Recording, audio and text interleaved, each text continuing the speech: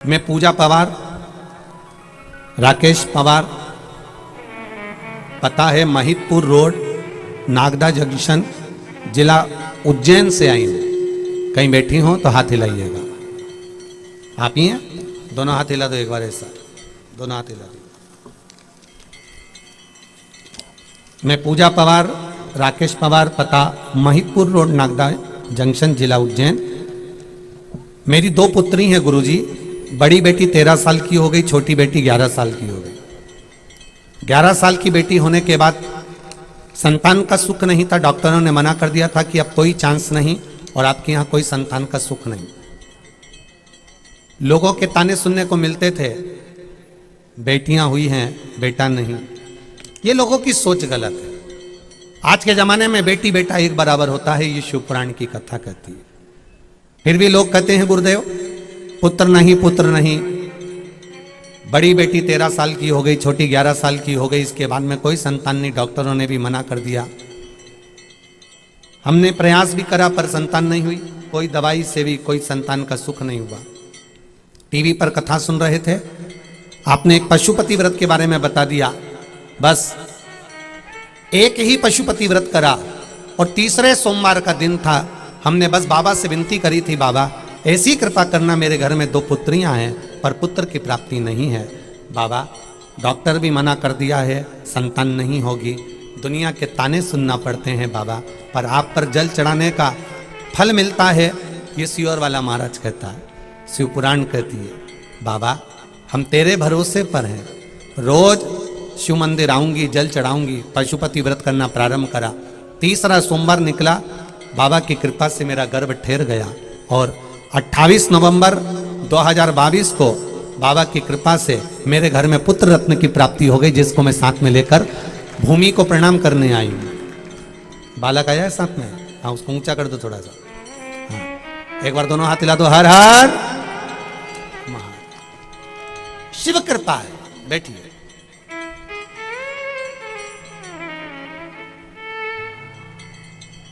बिना शिव की कृपा के कुछ नहीं।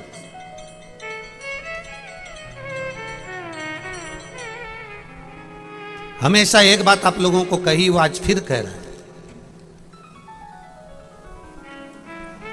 किसी कंपटीशन एग्जाम में भी अगर बैठ रहे हो, कोई परीक्षा में भी बैठ रहे हो, पहले अपना कर्म पूरा करो, अपनी विद्या अध्ययन पूरी करो, अपनी पढ़ाई पूरी करो, अपना भजन पूरा करो और अपने कर्म को करते करते फिर शंकर भगवान का स्तमन, शिव का स्मरण जरूर करो।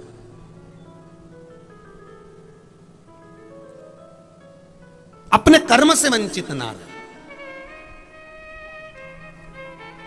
डॉक्टर को भी दिखाया, सब करा, अपना कर्म करते रहे, करते रहो, करते रहो। पर साथ में जैसे एक विद्या अध्ययन करने वाला बच्चा विद्या अध्ययन करे, खूब पढ़े, दिन रात पढ़े, अपनी पूरी पढ़ाई करे और पढ़ाई के साथ में शिव जी पर विश्वास भी पूरा करे, भरोसा पूरा रखे। पढ़ाई करो, विद्या अध्ययन करो, दिन रात करो, अच्छी मेहनत करो और मेहनत के साथ में शंकर भगवान पर भरोसा रखो। जैसे तुम्हें तैरना नहीं आता, नाव में बैठ गए, चल रही है, अब तुम्हें क्या मालूम कि यह नाव चलाने वाला सही है कि नहीं है? तुमने तो विश्वास करा कि नहीं करा नाव वाले पर? बोलो बोलो, जम के बोलो जरा, करा कि नहीं करा? तुम जा रहे हो बद्री विशाल, केदारनाथ, त्रिजुगी नारायण, गंगोत्री, यमुनोत्री। अब तुम्हें मालूम है कि ये ड्राइवर तुमको लेकर जा रहा है, जो बस चलाने वाला लेकर जा रहा है, जो गाड़ी चलाने वाला तुमको लेकर जा रहा है, तुमने उसका ड्राइविंग लाइसेंस देखा क्या? बोलो बोलो, जम के बोलो, देखा क्या? जो तुम्हें नर्मदा परिक्रमा कराने ले जा रहा है, नर्मदा स्नान कराने ले जा रहा है, जो तुम्हें कहीं लेकर जा रहा है, उसका तुमने ड्राइविंग लाइसेंस देखा? या किसी ने ये देखा कि ये बद्रीनाथ की पहाड़ी पर सही चलेगा कि नहीं चलेगा, इसने गाड़ी पहले चलाई कि नहीं चलाई, ये लेकर पहले गया कि नहीं गया? परंतु हमने भगवान के भरोसे अपने कर्म की प्रधानता को मानते हुए उस पर विश्वास किया। धीरे धीरे उसने जो कर्म करा था वो हमको दिखाया और बद्रीनाथ तक ले जाकर छोड़ दिया। हम भी अपना कर्म करें, वो हमें अपनी शरणारविंद तक ले जाकर छोड़ पाए।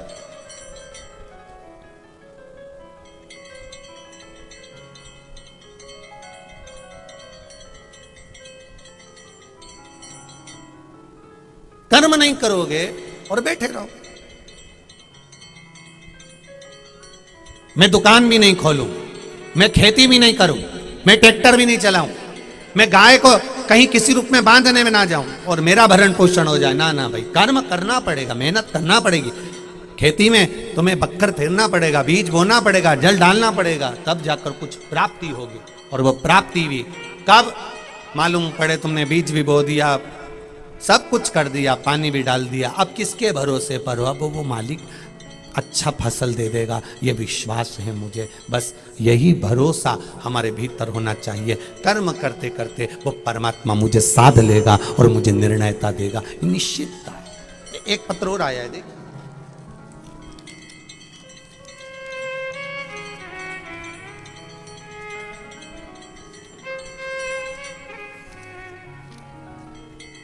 श्रीमती सुनीता विनोद व्यास, बाहुबली नगर, गांधीनगर, इंदौर। कहीं बैठे हो तो हाथ हिलाइएगा। आप ही हैं? दोनों हाथ हिला दो एक बार, ऐसे हिला दीजिए। श्री शिवाय नमस्तुभ्यम। श्रीमती सुनीता विनोद व्यास, बाहुबली नगर, गांधीनगर, इंदौर। मेरा मोबाइल नंबर ये है। जो लोग पत्र पढ़ते हैं वो एलईडी पर, आस्था चैनल पर भी ये पत्र पूरा चलता है, आप उसको भी पढ़ सकते हैं। मेरी एक बेटी है, उसका एक बेटा है, दर्शन शर्मा। उसे कुछ दिन पहले टाइफाइड हुआ था और वह बहुत ज़्यादा बिगड़ गया था। गुरुदेव, 1 अप्रैल 2023 को शाम को अचानक से उसको झटके आ गए और वह बेहोश हो गया। सब बहुत घबरा गए। बाबा उसे इंदौर के फेमस यूनिक अस्पताल लेकर गए। वहाँ आईसीयू में उसे रख दिया गया। उसी रात को डॉक्टर ने जब उसकी चेकअप करी, जांचें सब निकल कर जब आईं, तब उसको कहा गया ये बहुत गंभीर अवस्था में है। बच्चा 99% तक खत्म हो चुका है। 1% अगर कहीं का चांस बचा हो तो बचा हो, 99% तक ये बच्चा खत्म हो गया है। इसकी रात निकल जाए बहुत बड़ी बात है। अब तो कोई प्रभु कृपा ही डॉक्टर कहे हो सके तो ये बच्चा बच सके। बाबा रात भर केवल श्री शिवाय नमस्तुभ्यम जपते रहे हमारा पूरा घर। उसके सिर के पास बाबा शिवजी पर चढ़ा हुआ एक बेलपत्र मंगवा कर रख दिया। सीहोर का रुद्राक्ष परिवार में किसी के पास था, उसको लाकर पानी में गलाकर शिवजी को तुरंत चढ़ाया। आप कहते हो गुरुजी, रात भर गड़ा जो जल रुद्राक्ष का गला हुआ रहता है वो शिवजी को चढ़ा कर देना चाहिए, पर हमारे पास इतना समय नहीं था क्योंकि केवल 8 घंटे बचे थे उस बच्चे के लिए, क्योंकि दूसरे दिन डॉक्टर ने कह दिया था 99% जा चुका है, 1% बचा। बस हमने रुद्राक्ष को पानी में डाला, तुरंत शिवजी को चढ़वाया। वो पानी उसके होठों पर लगाया, शरीर पर लगाया और रात भर श्री शिवाय नमस्तुभ्यम, कोई ओम नमः शिवाय, कोई नमः शिवाय, कोई महामृत्युंजय जपता रहा। बाबा की कृपा देखिए, दूसरे दिन डॉक्टर जांच करने के लिए आए और फिर उसकी जांचें प्रारंभ हुई। बाबा गुरुदेव, डॉक्टर ने आकर कह दिया ये बच्चा स्वस्थ होना प्रारंभ हो गया है, अब इसको तकलीफ नहीं है। जिसका शरीर, इन्होंने एक लाइन लिखी, आप अच्छे से अगर पढ़ सकते हो आस्था चैनल पर तो पढ़ सकते हो। ये बच्चा 99% तक खत्म हो चुका है, ये डॉक्टर के हॉस्पिटल ने, डॉक्टरों ने कह दिया। और शिव कृपा से बच्चा बच गया। बाबा अब वो स्वस्थ है। मैंने संकल्प लिया था कि जहां शिव पुराण होगी वहां जाकर प्रणाम कर कर कथा सुनूंगी, इसलिए यहां आकर कथा को नमन करने आई हूं। कथा सुनिए। बैठिए बहन। श्री शिवाय नमस्तुभ्यम। शिव तत्व को जानिए, शिव की उदारता।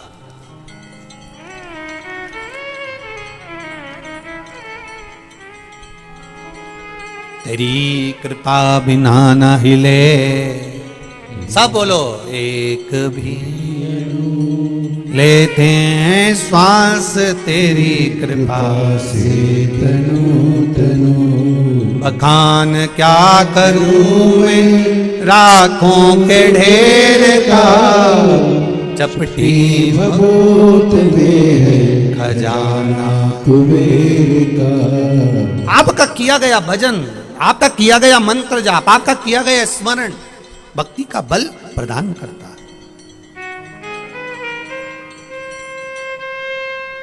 भक्ति का बल प्रदान करता है।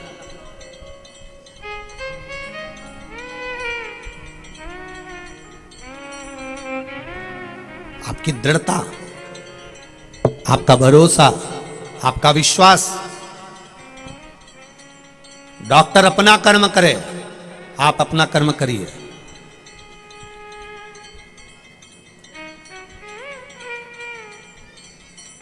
एक साल भर पढ़ने वाले बच्चे को वर्ष भर पढ़ाई करना चाहिए, और वर्ष भर पढ़ाई करने के साथ में फिर एग्जाम के समय पर, परीक्षा के समय पर उस पर भरोसा भी रखना चाहिए। लिखते समय हमारी पढ़ाई जो हमने करी है वो हमारे सम्मुख में आए, हमारे सम्मुख में।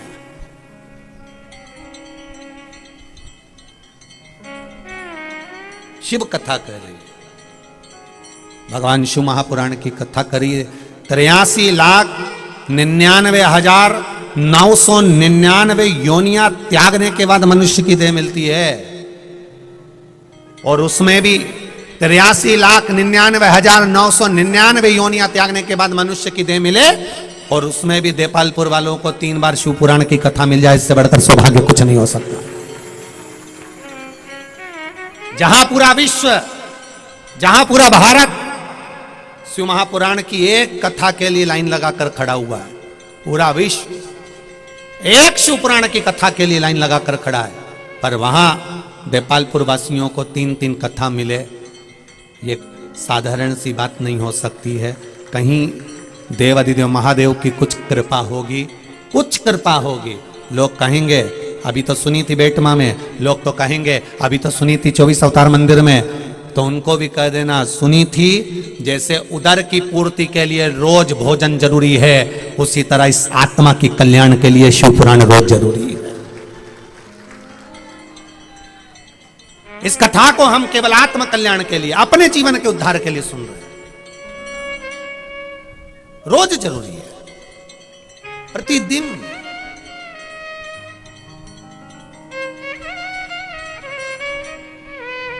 क्या करोगे कथा में जाकर? अभी तो सुनी थी, अभी तो बेटमा में थे, अभी तो अपन 24 अवतार मंदिर में सुनी, क्या करोगे जाकर? उनसे कहना रोज दुकान पे जाकर क्या करते हो? मौसी के लड़के की शादी अभी तो हुई थी, और मौसी के लड़के की दूसरे लड़के की शादी आ गई, जाके क्या करोगे? मामा जी के यहां जाके क्या करोगे? काका जी के यहां जाके क्या करोगे? मौसी के यहां जाके क्या करोगे? दुनिया के लोग जब ज्ञान दे तो उनसे भी कह देना, जैसे मौसी, मामा, काका, बुआ, फूफा सबके यहाँ जाना जरूरी है, क्योंकि मुंडा तो दिखाना पड़ेगा, नहीं तो वो अपने यहाँ नहीं आएंगे। उसी तरह उस महादेव की कथा में जाना जरूरी है, नहीं तो वो भी नहीं आएगा। उसका इंतजार नहीं करना, उसका इंतजार। दुनिया की 3 दौलत का स्मरण करना, दिल बड़ा रखना, दिमाग और दिल को ठंडा रखना, तीसरे नंबर पर है अपनी वाणी को मीठा रखना।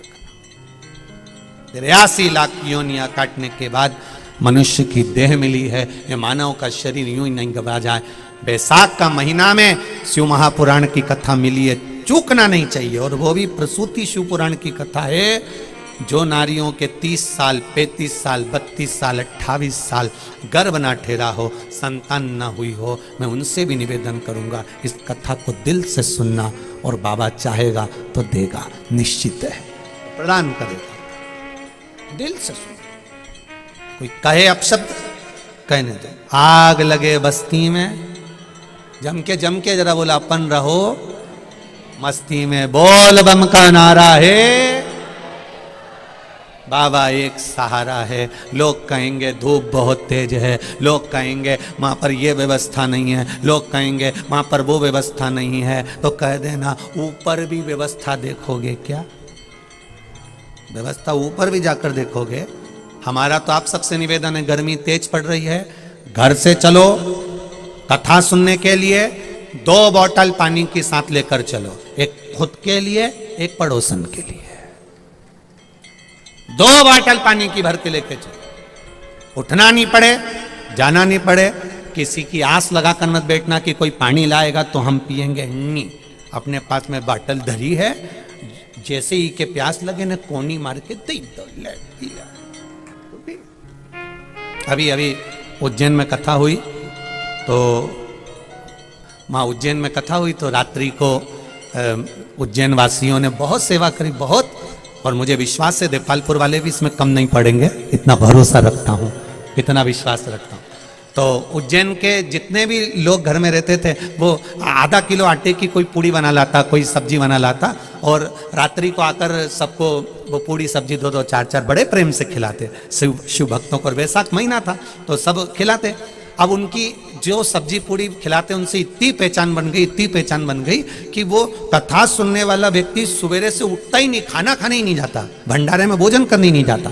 तो हमने सूचना करी कि आखिर भंडारे में लोग भोजन करने कम क्यों आ रहे हैं। तब मालूम पड़ा कि ये उज्जैन वाले जो आते हैं ये कथा सुनने के लिए जब सवेरे आते हैं तो पड़ोसन के लिए और उसके पास में जो 4 माताएं बैठी हैं उन सब के लिए 4-4 पूड़ी बना के लाते हैं। इनकी सीट ये 4 लोग जो बैठते हैं आराम से संभाल के बैठ जाते हैं। अब वो जो भोजन बना के लाती वो इनके बीच में जाके बैठ जाती, धीरे धीरे दोने में पूड़ी लगा लगा के इनको देख देती और कथा चालू हो जाती और ये वहीं बैठी बैठी बयोन निपटाती जाती। अब इतनी चतुर उज्जैन की माताएं, इतनी चतुर कथा।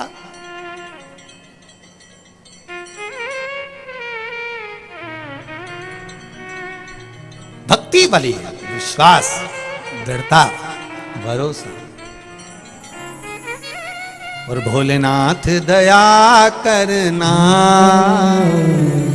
मैं तेरे भरोसे, मेरे बाबा दया करना मैं तेरे भरोसे। बोल बम का नारा है, आवाज नहीं आई है, दमदारी से बोलो, बोल बम का नारा है। बाबा एक सहारा है, हम उसके भरोसे पर जी, हम उसके विश्वास पर जी, हम उसकी दृढ़ता पर जी। आएगा वो, कृपा करने जरूर आएगा।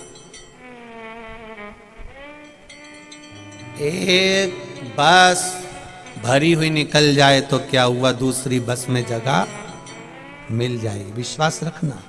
दूसरी बस भी भरी हुई निकल जाए तो चिंता मत करना, तीसरी बस में जगह मिल जाएगी।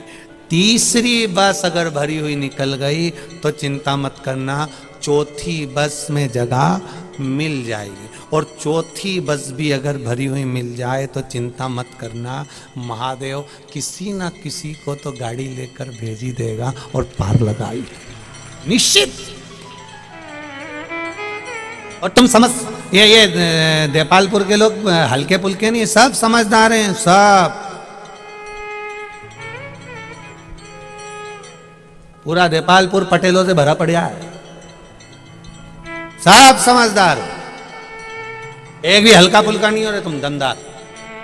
मां इंदौर की बॉर्डर क्रॉस करो नहीं, उसके बाद यहां सब पटेल चालू हो जाते हैं। बस बॉर्डर क्रॉस करो नहीं इंदौर की, उसके बाद सब। जितना तो पूरा इंदौर में माल नहीं, उतना तो इधर क्षेत्र में भरिया पड़ा है। तो तुम हल्के फुल्के तो हो नहीं, देखो सीधी बात है, तुम बहुत चतुर हो और बहुत समझदार हो। और ये बात तुम अच्छे से जानते हो कि अगर रोड पर भी खड़े हो, रोड पर खड़े हो, एक गाड़ी निकल भी गई, दूसरी निकल भी गई, तीसरी निकल भी गई, अगर विश्वास पक्का है तो वो कोई ना कोई गाड़ी तुम्हारे सामने होगी। अगर विश्वास पक्का है तो महादेव तुम्हारे सामने होगा, ये निश्चित है। विश्वास पक्का रखिए, भरोसा निश्चित रखिए। आया समय, एक देवराज नामक का ब्राह्मण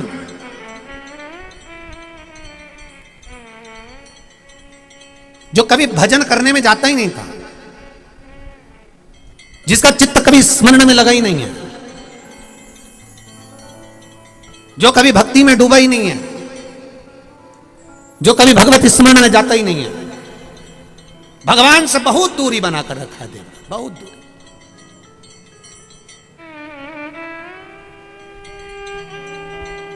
आज के जमाने में नवयुवक बच्चों में, स्कूलों में तिलक हटा दिया, हाथ में बंधी हुई मोली खुलवा दी, चोटी रखकर चले गए तो उपहास किया गया, गले में माला नहीं पहनने दी, तुलसी रुद्राक्ष की, के जमाने में लोगों को, घर के बच्चों को, कुछ जगह कुछ लोग आपके घर के बच्चों को सनातन धर्म से दूर हटाने का प्रयास कर रहे हैं। क्या करोगे मंदिर जाकर? क्या करोगे कथा में जाकर? क्या शंकर जी को जल चढ़ाने से सब काम हो जाता है? पर शिव पुराण एक बात भी तो कहती है कि कर्म के साथ में जल चढ़ाइए, सब काम होगा। क्यों नहीं होगा? लोगों ने भटका दिया, सनातन धर्म को एक हटाने का प्रयास किया गया। कुछ नहीं होगा, कुछ नहीं होगा। शिव पुराण कहती है अकाल मृत्यु वो मरे जो काम करे चंडाल का, और काल उसका क्या बिगाड़े जो भक्त हो महा काल का।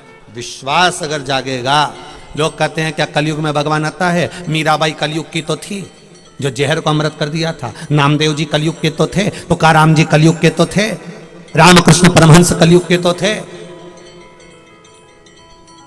कर्माबाई कलयुग की तो थी। कौन से ये सतयुग में थे? कौन से ये त्रेता में? कौन से ये द्वापर में? कलयुग में थे। कौन लोग कहते जबरदस्ती के लोग बेवकूफ बनाने में लगे हुए हैं, भगवान तो है ही नहीं, भगवान तो है ही नहीं। और जब माँ अस्पताल में पड़े रहे, वेंटिलेटर पर पड़े रहे, आईसीयू में पड़े रहे, फिर बड़ा रोग शरीर में हो गया और डॉक्टर ने कह दिया उसके भरोसे रहो, तब समझ में आया मैं जिंदगी भर भगवान की निंदा करता रहा, जिंदगी भर परमात्मा को कोसता रहा, जिंदगी भर कहता रहा कि भगवान नहीं, भगवान नहीं, भगवान नहीं। तब समझ में आया कि उसके सिवा अंत में कोई नहीं है, बस वही साथी है। तब समझ में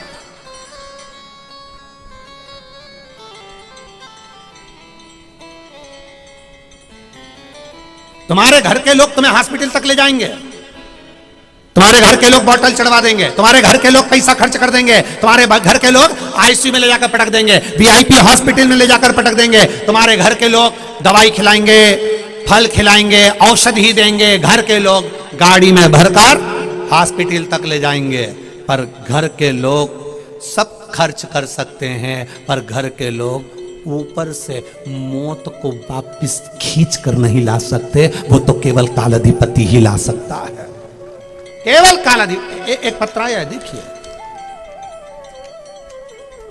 मैं डाली पिता राम सिंह होकर, मैं ग्राम भामाखेड़ा, तहसील देपालपुर, जिला इंदौर की रहने वाली हूं। कहीं बैठी हो तो हाथ हिलाइएगा। आप ही हैं? दोनों हाथ हिला दो एक बार, ऐसे कर दीजिए। मैं डाली पिता राम सिंह होकर, मैं ग्राम भामाखेड़ा, तहसील देपालपुर, जिला इंदौर की रहने वाली हूँ।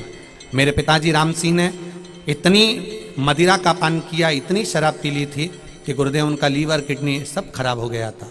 डॉक्टर ने मना बोल दिया था कि वह बचेंगे नहीं और कोई उम्मीद भी नहीं है।